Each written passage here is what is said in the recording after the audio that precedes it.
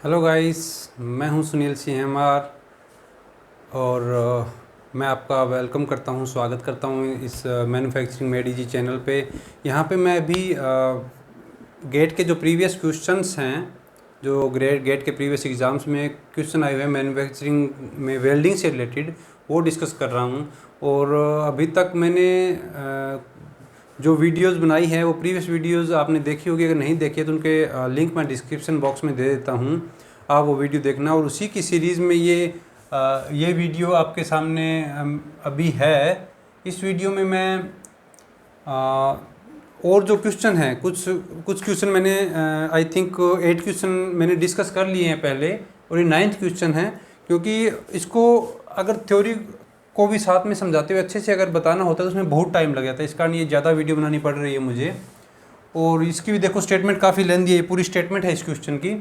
तो ये इस क्वेश्चन को मैं डिस्कस करता हूँ अभी। रेजिस्टेंस स्पॉट वेल्डिंग की प्रॉब्लम है ये। The two metallic sheets each of 2 mm thickness are welded. अभी इसमें 2 mm थिकनेस दे रखा है जो शीट्स का है, in lap joint configuration. Lap joint configuration है, जैसे आपको पता होगा मोस्ट कॉमनली जो कन्फिगरेशन यूज़ होता है वेल्डिंग का, वो या तो लैप जॉइंट मैंने एक वीडियो में पहले बताया था, या फिर बट जॉइंट। बट जॉइंट में क्या होता है, जो एज उनके साइड बाय साइड ऐसे लगे रहते हैं, एक दूसरे के ऊपर नहीं रहते बट जॉइंट में। बट लैप जॉइंट में क्या है, एक दूसरे के ऊपर लैपिंग होती है उनकी। तो ये लैप जॉइंट की प्रॉब्लम है, lap joint configuration by resistance spot welding at a welding current. ये वेल्डिंग करंट की वैल्यू दे रखी है 10 kilo ampere, and welding time दे रखा है 10 मिली सेकेंड। ये 10 मिली सेकेंड है। ए स्फेरिकल फ्यूजन जोन, इसको भी नोट कीजिए आप, स्फेरिकल है फ्यूजन जोन जो बना है वेल्ड के बाद, वो स्फेरिकल शेप का है। Extending up to the full thickness, और ये full thickness of each sheet भी देखिए, दोनों सीट्स के में फैला हुआ है फ्यूजन जोन इसका। Through thickness is formed and properties of the metallic sheets are given as. ये प्रॉपर्टीज इसकी एम्बिएंट टेम्परेचर जो T1 है ये 293 केल्विन, मेल्टिंग टेम्परेचर दे रखा है ये 1793 केल्विन दे रखा है। रो डेंसिटी है जो 7000 kilogram per metre cube. LH means latent heat of fusion क्या है, 300 किलोजूल पर किलोग्राम। और स्पेसिफिक हीट जो है CP, ये 800 जूल पर किलोग्राम केल्विन है। इसके साथ साथ इसने बोला, कुछ अजम्पशन दिया है, इसने एज्यूम करने के लिए बोला है। ये क्या क्या है कि contact resistance along sheet interface is 500 micron ohms. जो सीट के बीच में यहाँ पर जो दोनों सीट के बीच में जो रेजिस्टेंस है वो 500 माइक्रोन ओम्स है। And along electrode seat interface is 0, that is ऊपर में जो इलेक्ट्रोड रहता है और नीचे में भी रहता है एक इलेक्ट्रोड, उसके और सीट के बीच में इंटरफेस पे जो रेजिस्टेंस है वो 0 एज्यूम किया है इसने ऐसा। No conductive heat loss through the bulk sheet materials, कोई यहाँ पे हीट लॉस इसने दे रखा है कि हीट लॉस नहीं हो रहा है। The complete weld fusion zone is at the melting temperature. जो कंप्लीट वेल्ड फ्यूजन जोन है, पूरे थ्रू आउट जो फ्यूजन जोन है उसमें मेल्ट हो रहा है, मेल्टिंग टेम्परेचर पे है। तो हमें इसमें द मेल्टिंग एफिशिएंसी है वो इन परसेंटेज, ये भी देखना कि परसेंटेज में निकालना है मेल्टिंग एफिशिएंसी को, इन परसेंटेज हमें निकालना है। तो सबसे फर्स्ट स्टेप जैसे मैंने आपको बताया हुआ है कि गिवन क्या है वो नोट करना। गिवन इस क्वेश्चन में क्या गिवन है, सीट्स की थिकनेस दे रखी है T equal to 2 mm, capital T ले रहा हूँ मैं 2 mm। उसके बाद करंट दिया है I equal to 10 kilo ampere, 10 kilo ampere. उसके बाद इसने दिया है हमें टाइम, वेल्डिंग टाइम, ये स्मॉल t से डिनोट कर रहा हूँ मैं, 10 मिली सेकेंड, 10 मिली सेकेंड। उसके बाद ये जोन इसने बोला फ्यूजन स्फेरिकल जोन रहेगा, और ये फुल थिकनेस है, फुल थिकनेस तक फैला हुआ है, ठीक है। And properties of the material sheets are given as ambient temperature, इसको मैं T1 ले रहा हूँ, एम्बिएंट जो इन्वायरमेंटल टेम्परेचर है उसको T1 ले रहा हूँ, या एटमॉस्फेरिक टेम्परेचर इसको बोल सकते हैं, 293 केल्विन। मेल्टिंग टेम्परेचर को Tm से डिनोट कर रहा हूँ मैं, this is 1793, 1793 kelvin. Next is rho density, that is 7000 kg per meter cube. Next we have latent heat LH, latent heat of fusion LH, मैं इसको यहाँ पे लिख रहा हूँ 300 किलो जूल पर kg। वो स्पेसिफिक हीट को CP से डिनोट कर रहा हूँ, CP 800 जूल पर किलोग्राम केल्विन, 800 जूल पर किलोग्राम केल्विन। ओके, ये CP जो है हमें सेंसिबल हीट निकालने के लिए यूज़ होती है, जो मैंने प्रीवियस वीडियो में आपको सब बताया था कि लेटेंट हीट क्या रहती है और सेंसिबल हीट क्या रहती है। अगर इसको अच्छे से देखना है तो आप वो वीडियो देख सकते हो, जिसमें मैंने एक क्वेश्चन को सॉल्व करते हुए थ्योरी बताया था साथ में इसके। तो ये हमें अभी तक गिवन है। इसके बाद क्या दिया हुआ है, जो कॉन्टैक्ट रेजिस्टेंस है वो 500 माइक्रोन ओम्स, मीन्स आर की वैल्यू, रेजिस्टेंस की वैल्यू दे रखी है 500 माइक्रोन ओम्स। उसके बाद no conduction heat loss, the complete fusion जो मेल्टिंग, और हमें मेल्टिंग एफिशिएंसी निकालना है परसेंटेज में, ये सब गिवन है। तो अब आपने क्वेश्चन को समझ लिया होगा, तो मैं इसको इरेज कर लेता हूँ। तो अभी हम देखते हैं कि सबसे पहले हमें क्या निकालना है। ये फर्स्ट स्टेप हमने गिवन जो है वो नोट डाउन कर लिया। उसके बाद हम अभी इसका यूनिट देखेंगे कि यूनिफॉर्म है कि नहीं। तो ये mm में है, ये किलो एम्पियर, तो ये सब हमें चेंज करना पड़ेगा। ये मिली सेकेंड, केल्विन, ये मीटर में है। डेंसिटी में किलोग्राम पर मीटर क्यूब आ गया, तो ये mm को हम जितने भी है उसको मीटर में कन्वर्ट कर लेते हैं, किलो जूल को जूल में कन्वर्ट कर लेते हैं, ये जूल में है, और माइक्रोन ओम्स को ओम में कर लेते हैं, मिली सेकेंड को सेकेंड में कर लेते हैं, और किलो एम्पियर को एम्पियर में कर लेते हैं। तो ये सब हमें चेंज करना पड़ेगा। तो थिकनेस 2 mm है, इसको 2 × 10⁻³ मीटर, किलो एम्पियर 10 × 10⁻³ एम्पियर, मिली सेकेंड को हम 10 मिली सेकेंड है तो 10 × 10⁻³ सेकेंड्स, इसको भी हमने कन्वर्ट कर लिया। ये केल्विन में है, ये ठीक है, इसको ज़रूरत नहीं है कन्वर्ट करने की। ये किलोग्राम पर मीटर क्यूब में, ये भी ठीक है। ये जूल, किलो जूल वो जूल में कर लेते हैं। लेटेंट हीट को 300 × 10⁻³ जूल पर kg। और जो हमारे पास ये है, ये जूल पर किलोग्राम केल्विन, ये ठीक है। ये रेजिस्टेंस जो है 500 माइक्रोन में है, तो इसको ओम में कर लेते हैं, 500 × 10⁻⁻6 ओम्स। तो अब हमने यूनिट जो है ये सब यूनिफॉर्म उसमें कर लिया है, अभी कंसिस्टेंसी है इसमें। इसके बाद क्या करना है, हमें अभी मेल्टिंग एफिशिएंसी निकालना है। तो सिमिलर जो फॉर्मूला मैंने आपको पहले बता रखा है वही फॉर्मूला यूज़ होगा यहाँ पे, जो हीट इनपुट का रहता है। क्या रहता है हीट इनपुट का, Q, that is heat input equal to I² RT × melting efficiency. और अगर हीट ट्रांसफ़र एफिशिएंसी दी है तो हम उसको हीट ट्रांसफ़र एफिशिएंसी को भी यूज़ करेंगे। ओके, M × सेंसिबल हीट, और sensible heat plus latent heat, ये होता है हमारा। तो अभी हमें क्या क्या गिवन है, हीट ट्रांसफ़र एफिशिएंसी अगर नहीं गिवन है तो इसको हम नहीं कंसीडर करेंगे, 0। सेंसिबल हीट क्योंकि CP दिया हुआ है, स्पेसिफिक हीट, इससे हम निकाल सकते हैं। लेटेंट हीट हमें गिवन है, M को डायरेक्ट नहीं गिवन है, बट हम डेंसिटी गिवन है और वॉल्यूम से उसको निकालेंगे।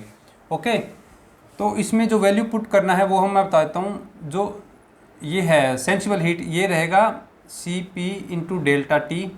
ओके, और I करंट का वैल्यू गिवन है, R का गिवन है, टाइम का गिवन है, ये हमें निकालना है, ये फाइंड आउट करना है मेल्टिंग एफिशिएंसी को। M कैसे निकालेंगे, मास M = डेंसिटी × वॉल्यूम। अब वॉल्यूम देखो यहाँ पे क्या रहेगा, वॉल्यूम किसका निकालना है, वॉल्यूम रहता है फ्यूजन जोन का। फ्यूजन जोन इसने लिखा है कि थ्रू आउट द थिकनेस है, तो एक प्लेट की थिकनेस 2 mm है, तो दोनों का क्या हो जाएगा 2 + 2 4। तो इसका डायामीटर जो ये साइड में मैंने बनाया है, इसका डायामीटर जो 4 mm हो जाएगा, या फिर रेडियस जो है ये इसकी जो थिकनेस है ये इक्वल, जो एक प्लेट की थिकनेस है वो इक्वल टू हो जाएगा radius R, small R radius हो जाएगा इसका 2 इंटू 10⁻⁻3। तो क्योंकि ये स्फेरिकल है इसका शेप, तो वॉल्यूम स्फेरिकल क्या रहता है 4/3 पाई आर क्यूब, ये फॉर्मूला रहता है। तो ये सब वैल्यू हम यहाँ पे पुट करेंगे, तो ये जैसे मास m की जगह इसमें क्या rho into 4/3 pi R cube, ये पुट कर देंगे वैल्यू। तो हमारे पास फाइनली क्या आ जाएगा इसमें,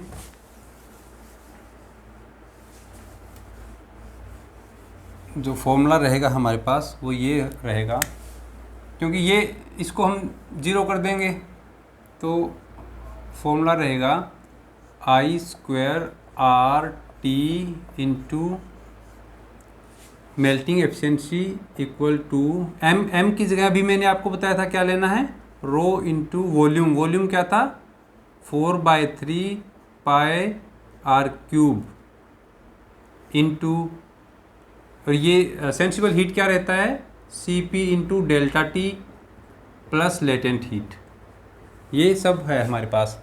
तो अभी इसकी वैल्यू पुट करो।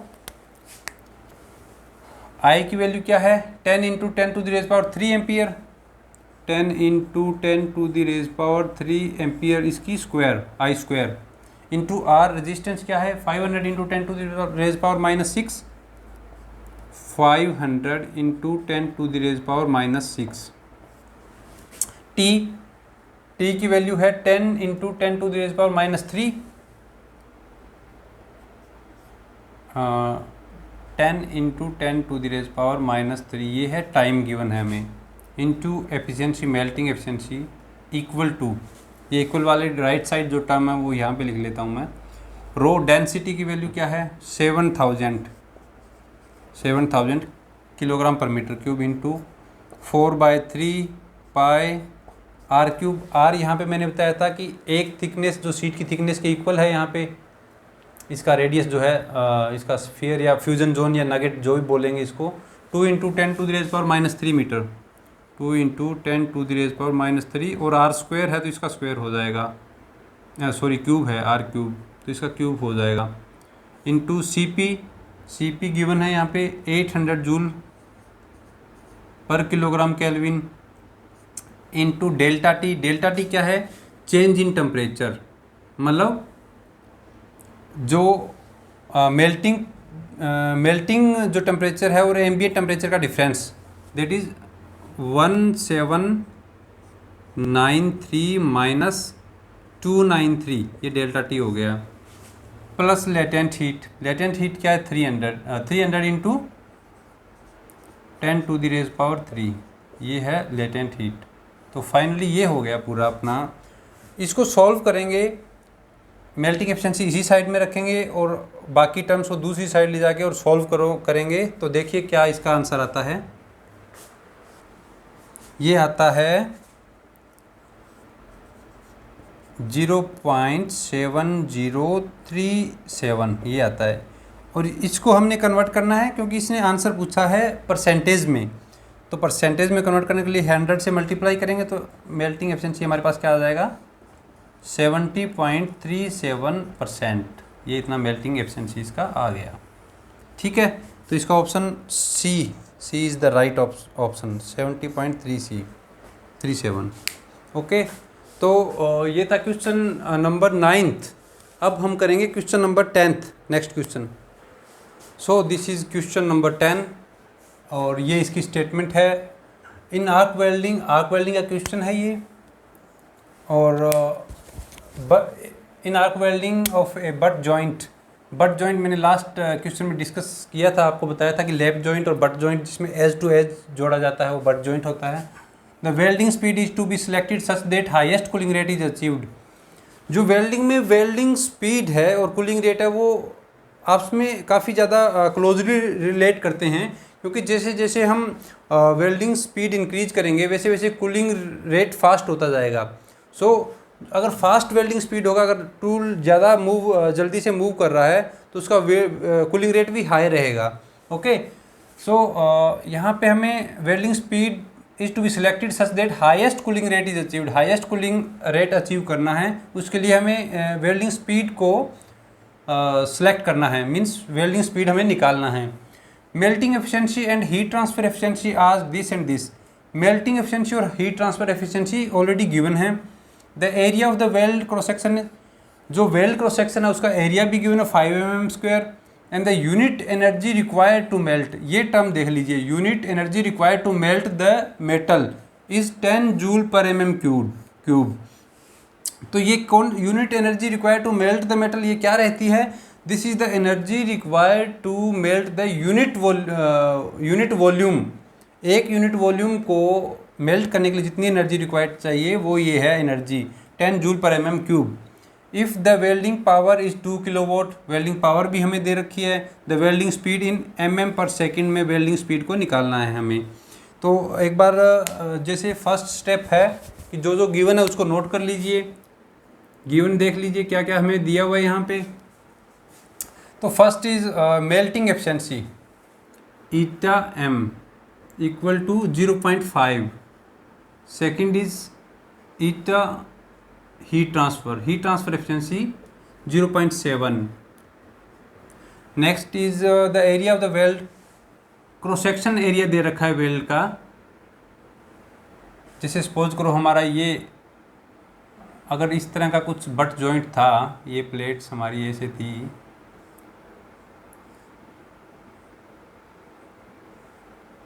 ये जो क्रॉस सेक्शन है ये यहाँ पे वेल्ड जॉइंट है, ये इसमें वेल्ड हुआ है,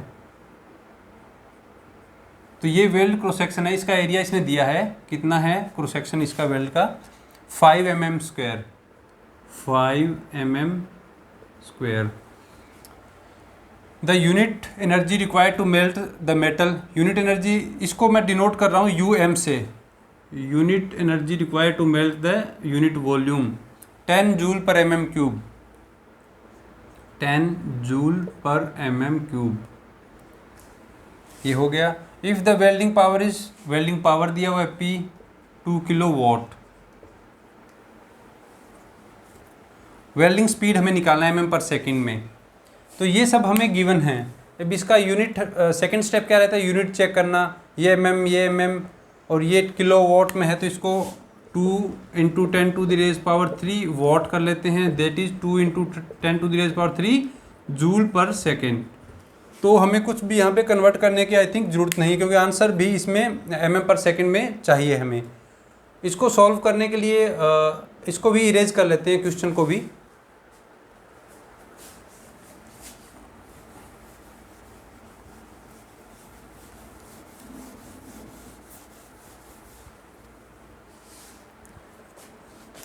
अब हमारे पास आंसर हमें जो चाहिए वो चाहिए वेल्डिंग स्पीड में, वेल्डिंग स्पीड चाहिए। तो वेल्डिंग स्पीड क्या रहती है? mm पर सेकेंड। इसमें आंसर चाहिए हमें कि वेल्डिंग स्पीड हमें निकालनी है वो mm पर सेकेंड में निकालनी है। तो इसको सॉल्व करने के 2-3 तरीके हो सकते हैं। एक तो ये कि जैसे हमने पहले फॉर्मूला यूज़ किया था जिसमें वेल्डिंग स्पीड गिवन हो, तो हमें क्या करना है? हीट इनपुट वाला जो फॉर्मूला था, क्या था वो? हीट इनपुट जो था जूल पर mm में, उसका हमने फॉर्मूला यूज़ किया था VI power divide bye welding speed equal two joule per mm। तो इस सब के यहाँ पे एक बार हम यूनिट नोट कर, क्योंकि जो यूनिट बैलेंसिंग है, जो लेफ़्ट एंड राइट साइड जो यूनिट बैलेंस करना है, वो इन न्यूमेरिकल में बहुत मेजर रोल प्ले करता है। तो उसकी हेल्प से हम काफ़ी क्वेश्चन सॉल्व कर सकते हैं बोथ साइड, अगर यूनिट को हम बैलेंस करके। जैसे इसमें VI का क्या रहता है? पावर का जूल पर सेकंड। वेल्डिंग स्पीड का क्या रहता है? mm पर सेकंड। और ये रहता है जूल पर mm फाइनली जो निकालना है। तो अगर हम इसको इंटरचेंज कर दें, जूल पर mm को इधर ले आएँ और mm पर सेकंड को उधर ले जाएं, क्योंकि हमें तो mm पर सेकंड निकालना है ना इस क्वेश्चन में, तो ये राइट साइड ले जाता हूँ मैं। तो जूल पर second divide by joule per mm, और ये mm पर सेकंड, ये हमें आंसर चाहिए। तो जूल पर सेकंड क्या है यहाँ पे?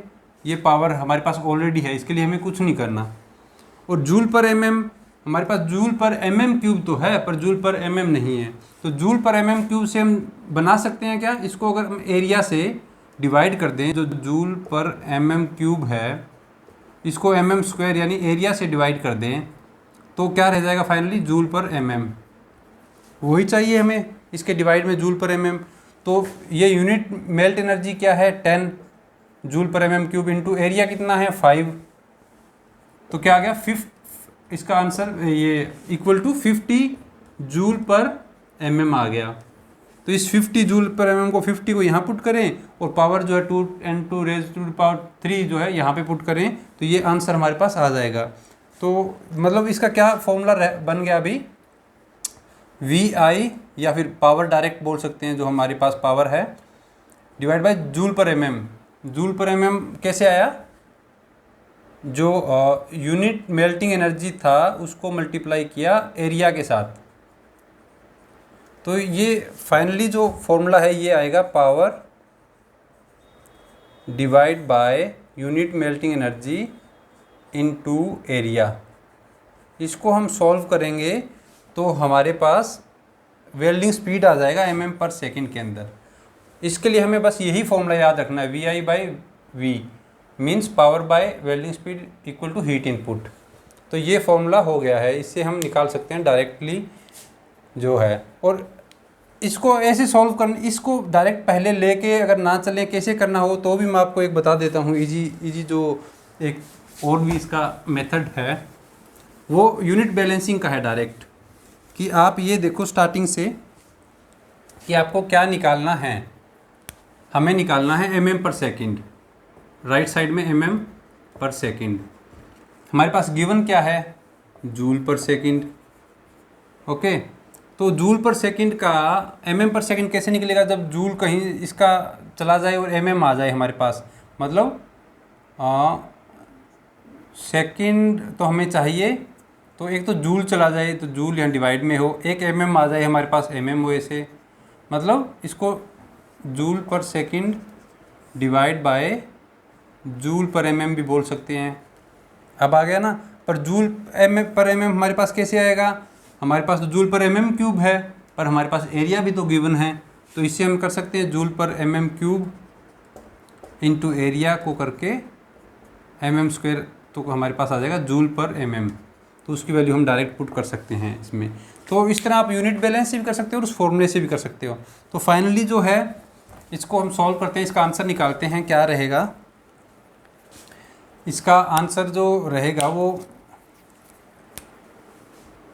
Power divide by unit melting energy into area equal to power है 2 into raise power 3 divide by unit melting energy 10 into 5 area.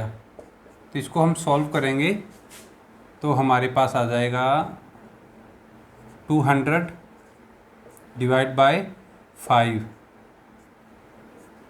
40। Okay, but क्योंकि हमें दोनों एफिशिएंसी भी गिवन है और हीट के मल्टीप्लाई में ऑलवेज हम जो एफिशिएंसी है वो भी इसको मल्टीप्लाई करते हैं, तो इसके मल्टीप्लाई में चाहे यहाँ भी हम रख सकते थे melting into heat transfer efficiency, तो इसकी वैल्यू क्या रहेगी 0.5 इंटू 0.7 इंटू 40। इसको हम सॉल्व करेंगे तो कितना आ जाएगा, सॉल्व करके देखो इसको, इसका सॉल्व करने पे आंसर आएगा 14 mm पर सेकेंड। तो हमारे पास ऑप्शन में है क्या बी 14 mm पर सेकेंड। तो इस तरह ये क्वेश्चन सॉल्व होगा। अब हम करते हैं नेक्स्ट क्वेश्चन को। सो दिस इज़ क्वेश्चन नंबर 11 और इसका स्टेटमेंट है भी ये एक फ्लैश बट वेल्डिंग का क्वेश्चन है। तो फ्लैश बट वेल्डिंग में आपको भी थोड़ा बता दूंगा, उसका ब्रीफ आइडिया दे दूंगा कि क्या रहता है। 2 pipes of inner dia of 100 mm and outer dia 110 mm, inner और आउटर डायमीटर दे रखा है पाइप्स का। Each are joined by flash butt welding using 30 volt power दे रखी 30 volt supply at the interface आपको पता है ना, जहाँ पे दोनों पाइप्स मिलती है वो इंटरफेस उसका 1 mm of material melts from each pipe. Each हर एक पाइप से 1 mm मटेरियल जो है मेल्ट होगा during welding, which has a resistance of 42.4 ohms। जो उसका रेजिस्टेंस दे रखा है हमें। If the unit melt energy, और देखो इस क्वेश्चन में भी यूनिट मेल्ट एनर्जी जो यूएम हमने लास्ट क्वेश्चन में लिया था वो दे रखा है 64.4 mega joule per metre cube, mega joule per metre cube दे रखा है। Time required for welding in second हमें निकालना है, टाइम निकालना है वेल्डिंग टाइम सेकेंड्स में। ओके, तो पहले मैं आपको बताता हूँ कि फ्लैश बट वेल्डिंग क्या रहता है। फ्लैश बट वेल्डिंग क्या रहता है कि दो पाइप्स होती हैं, उनको बट जॉइंट के, जैसे बट जॉइंट में मैंने बताया था कि दो सरफेस को आपस में एज को, उनके एज जो रहता है उस एज को पास में लाके वेल्ड करना होता है। तो दो पाइप के जो एज है क्रॉस सेक्शन उसको पास में लेके आए, उनको टच करके उसमें फिर पावर सप्लाई भी दी जाती है। इसमें जैसे पावर सप्लाई दी जाती है, पावर सप्लाई दे के फिर यहाँ पे हीटिंग होगी और फोर्स दिया जाता है उसको। फोर्स जब हीटिंग होगी तो उसमें फोर्स भी अप्लाई कर देंगे। फोर्स अप्लाई करेंगे तो यहाँ से जो मेल्ट होके ये फ्लैश निकल जाएगा, एकदम फ्लैश की तरह मटेरियल निकल जाएगा। थोड़ा जहाँ पे क्योंकि हाई रेजिस्टेंस था यहाँ पे थोड़ा माइन्यूट गैप रहता है, तो ये हाई रेजिस्टेंस था और हाई रेजिस्टेंस के कारण यहाँ पे हीटिंग होगी, हीटिंग होने के कारण यहाँ पे थोड़ा मेल्टिंग होगा और मेल्टिंग होने से यहाँ पे फ्लैश हो जाएगा, तो इसको फ्लैश बट वेल्डिंग बोल देते हैं। ओके, अब इसमें क्या है, जो सबसे पहला स्टेप क्या है जो हमें गिवन है वो हमें नोट करना है। क्या क्या गिवन है, ये देखो गिवन। सबसे पहले इनर डाया को पाइप का मैं स्मॉल डी से ले लेता हूँ 100 mm। आउटर डाया को 110 mm outer dia capital D से डिनोट कर देते हैं। और इसका जो पावर है, पावर सप्लाई का वोल्टेज जो है, voltage V equal to 30 volt. And then we have melting जो है ईच, उसको मैं अभी इसकी स्मॉल टी की टर्म में ले लेता हूँ, स्मॉल टी की टर्म में ले लेता हूँ कि कितना मेल्ट हो रहा है, कितनी थिकनेस उसकी मेल्ट हो रही है। वो हो रही है 1 mm from each side, each pipe means दोनों पाइप का अगर मिलाएं तो 1 + 1 mm इक्वल टू 2 mm हो जाएगा मेल्ट दोनों पाइप का। उसके बाद रेजिस्टेंस R गिवन है हमें, R इक्वल टू है 42.4 ओम। उसके बाद UM यूनिट मेल्ट एनर्जी दिया है, UM से इसको डिनोट करेंगे 64.4। ये मैंने बताया था कि energy required to melt the unit volume of the metal, एक यूनिट वॉल्यूम को जितना मेल्ट करने के लिए एनर्जी चाहिए वो ये होगा UM। मेगा जूल में दिया है इसको, mega joule per metre cube. तो और हमें निकालना है टाइम, वेल्डिंग टाइम जो निकालना है T, वो सेकंड में फाइंड करना है। ओके, अब हम देखें फर्स्ट स्टेप इसको नोट कर लिया। सेकंड स्टेप क्या है, यूनिट दे चेक करना, ये mm में, ये mm में, ये वोल्ट, ये mm में है, बट ये ओम में ठीक है, बट ये मीटर में है। क्यों, mega joule per metre cube दिया हुआ है। तो हम इन सब बाकी इनको भी मीटर में कर लेते हैं। 100 equal to 100 into 10 to the raise power -3 metre. इसको भी 110 into 10 to the raise power -3 metre. इसको भी 2 mm को मैं कर लेता हूँ, जो दोनों साइड से मेल्ट हुआ है 1 mm, टोटल 2 हो गया। इसको मैं कर लेता हूँ 2 into 10 to the raise power -3 metre. और ये ऑलरेडी मीटर में, बट इसको मेगा को हटा देते हैं, इसका मेगा जूल है, तो 64.4 मेगा की जगह आ जाएगा 10 to the raise power 6 joule per metre cube. अब थोड़ा इसका जो ये मैंने डायग्राम बनाया इसको देखते हैं। ये पाइप नंबर 1 है, फर्स्ट पाइप, ये पाइप नंबर 2 है। इन दोनों को ज्वाइन करना है यहाँ से ज्वाइन करना है। और ये आउटर डाया इसका कैपिटल D, और ये इनर डाया है ये स्मॉल d। इसका क्रॉस सेक्शन जो है, साइड व्यू से क्रॉस सेक्शन इसका जो दिखेगा, ये तो इसका साइड व्यू था। इसका जो ये क्रॉस सेक्शन दिखेगा ये ऐसे दिखेगा कुछ, क्योंकि ये सर्कुलर है, पाइप है। तो ये capital D outer dia, inner dia small d है इसका। तो ये बीच से होलो है पूरा, ठीक है। अब इसको हमने करंट सप्लाई किया और इसको पास में लेके आए, फोर्स इस पे लगाया तो फ्लैश इस तरह फ्लैश बन गया, ये ऊपर उठ गया थोड़ा पार्ट इसका। तो ये मेल्ट जो पार्ट हुआ है इस पाइप का 1 mm हुआ, इस पाइप का 1 mm हुआ है। मेल्ट जो हुआ है इसका 1 mm, इसका भी 1 mm। टोटल इसका मेल्ट जो एरिया, जो मेल्टिंग एरिया जो हम अगर बोलेंगे तो वो कितना हो गया 2, 1 + 1 = 2 mm हो गया। अब इसको इरेज कर लेते हैं क्वेश्चन की स्टेटमेंट को भी।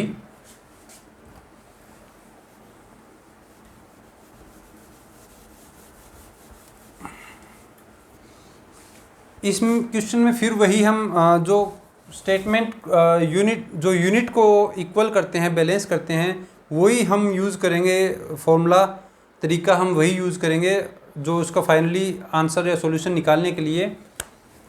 तो राइट साइड में जो हमें निकालना है, हमें टाइम निकालना है सेकंड में, ठीक है। हमारे पास गिवन क्या है, हमारे सेकंड निकालने के लिए हमें क्योंकि अगर पावर लिखेंगे तो पावर तो जूल पर सेकंड रहता है, तो ये तो ऑलरेडी डिवाइड में है, हमें अपर साइड में चाहिए सेकंड, तो इसको पावर की टर्म को तो हमें पता है नीचे की तरफ लेके आएंगे, ठीक है। तो हमारे पास जो जो गिवन है वो भी एक बार हम नोट कर लेते हैं। हमारे पास यूनिट में मेल्ट एनर्जी जूल पर mm³ गिवन है, जूल पर मीटर³ गिवन है, और इसका जो इसके अलावा हमारे पास वोल्ट और जैसे V गिवन है, ये डायामीटर गिवन है। तो हम पावर निकाल सकते हैं क्या, क्योंकि सेकंड निकालने के लिए पावर निकालना होगा, क्योंकि पावर का यूनिट होता है जूल पर सेकंड। तो हम अगर पावर निकाल लें तो पावर के साथ अगर इसको कुछ सॉल्यूशन करें, इसका डिवाइड में पावर कर दें जूल पर सेकंड, तो क्या इसका बन जाएगा जूल पर मीटर³ into second divide by joule. Joule से जूल कैंसिल हो जाएगा, पर फिर भी सेकेंड पर मीटर³ बचेगा।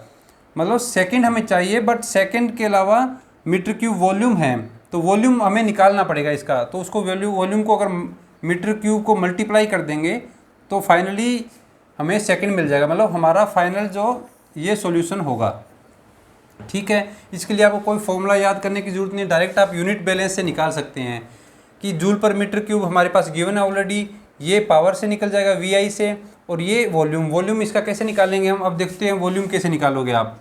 वॉल्यूम एरिया हमारे पास गिवन है, ये एरिया कितनी लेंथ तक मेल्ट हुआ है या फ्यूज़न जोन कितना बना है, इस लेंथ तक 2 mm तक, ये एरिया जो है ये 2 mm तक इसका फ्यूज़न जोन बना है, 2 mm तक मेल्ट हुआ है।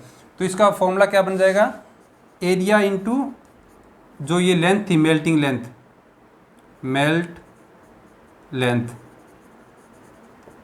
क्या थी 2 mm, तो एरिया क्या हो जाएगा, एरिया का फॉर्मूला क्या रहता है, स्क्वायर है ये π/4 capital D² minus small d² into length, ये 2 थी, 2 × 10⁻³ -3, 2 × 10⁻³ तो इसमें यहाँ पे D की जगह हम π/4 1110 × 10⁻³ माइनस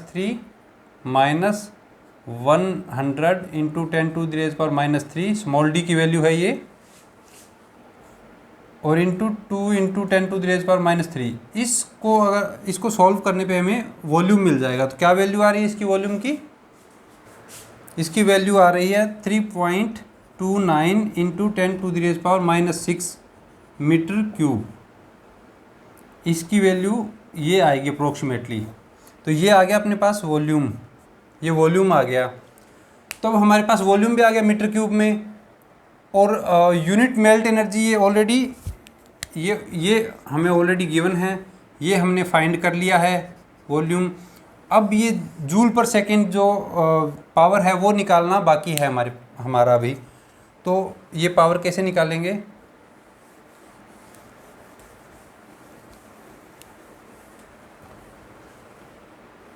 पावर जो है इक्वल टू VI।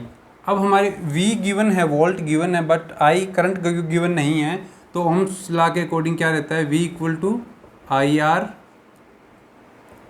तो I = V / R। अब हमें V भी गिवन है, R भी गिवन है, तो हम इससे I निकाल सकते हैं। मीन्स इस फॉर्मूला में जो कि हमें जूल पर सेकंड देगा इस फॉर्मूला में वी आई की जगह हम वी डिवाइड बाई आर से इसको रिप्लेस कर सकते हैं। तो फिर पावर क्या रहेगा, V I equal to V into I को रिप्लेस करेंगे वी बाई आर से, तो ये हो जाएगा V square by R. Okay, V square by R से करेंगे पावर को, मीन्स जूल पर सेकेंड को। तो ये फॉर्मूला क्या बन गया हमारे पास, U M melting energy into sorry divide by, इसको डिवाइड बाय था ये जूल पर सेकेंड, तभी तो सेकेंड पर बनेगा, डिवाइड बाय पावर और इनटू पावर इनटू वॉल्यूम, ये फॉर्मूला बनेगा हमारे पास। तो फाइनली इसका सॉल्यूशन हम निकाल लेते हैं और ये नोट कर लेते हैं एक बार कि पावर क्या है, वी स्क्वेयर बाय आर है, पावर क्या है, वी स्क्वेयर बाय आर है।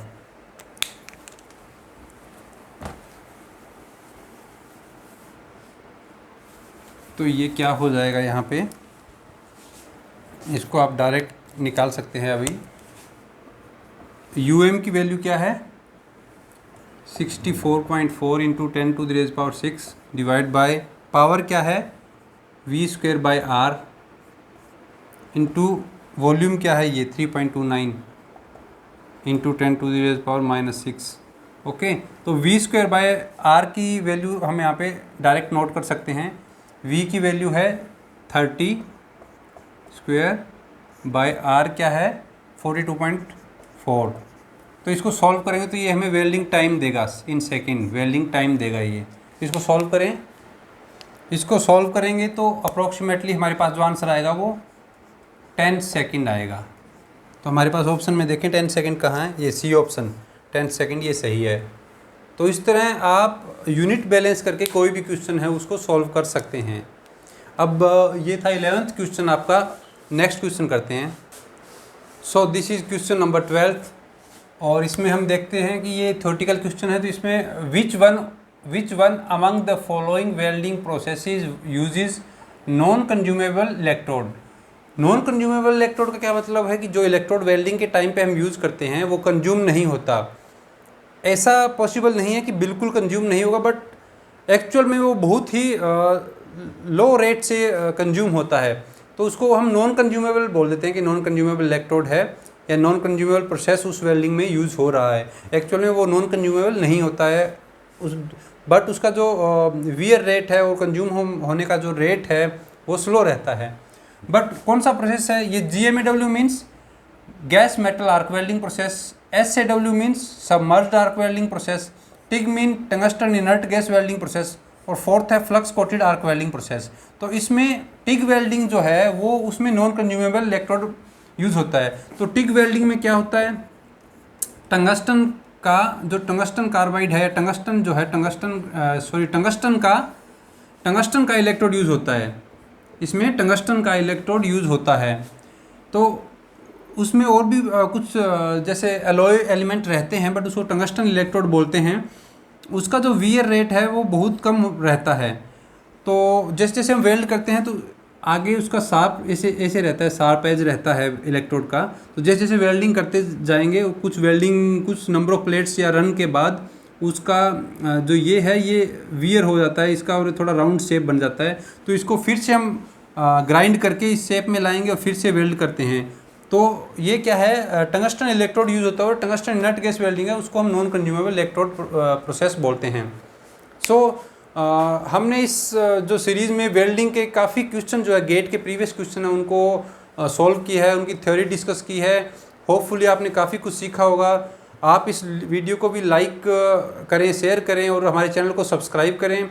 अगर कुछ भी रह गया है या कुछ आपको लगता है कि और इसमें आना चाहिए था और कुछ बताना चाहिए या नेक्स्ट कौन से टॉपिक पे वीडियो या प्रीवियस जो ईयर्स के क्वेश्चन हैं वो डिस्कस करने हैं, आप कमेंट बॉक्स में लिख सकते हैं।